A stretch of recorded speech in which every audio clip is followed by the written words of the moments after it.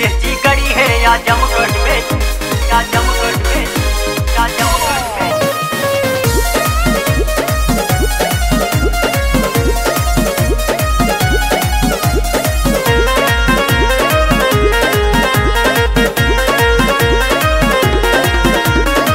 तोहरा के भेजो तनी तिलक लगा के निरहु भैया यह भाजपा जीता के, भाजपा जीता के। तोहरा के भेजो तनी तिलक लगा के निरहु भैया यह भाजपा जीता के।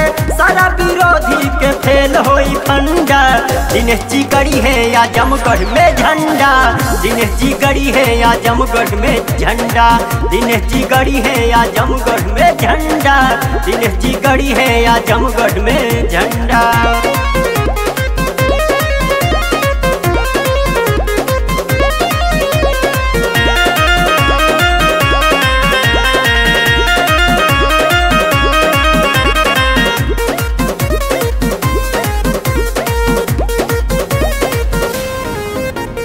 जात पात छोड़ी अइला देशवा के साथ हो, यूपी में योगी जी के थाम लेला हाथ हो, यूपी में योगी जी के थाम लेला हाथ हो। जात पात छोड़ी अइला देशवा के साथ हो, यूपी में योगी जी के थाम लेला हाथ हो।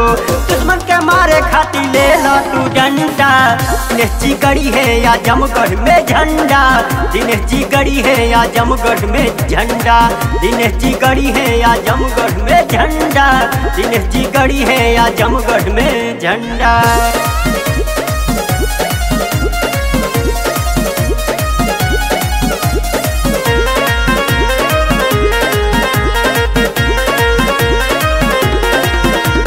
पिंटू रितेश करे तो हक सलाम हो, सबका से ऊपर चलै है अपन नाम हो, सबका से ऊपर चलै है अपन नाम हो। पिंटू रितेश करे तो हक सलाम हो, सबका से ऊपर चलै है अपन नाम हो।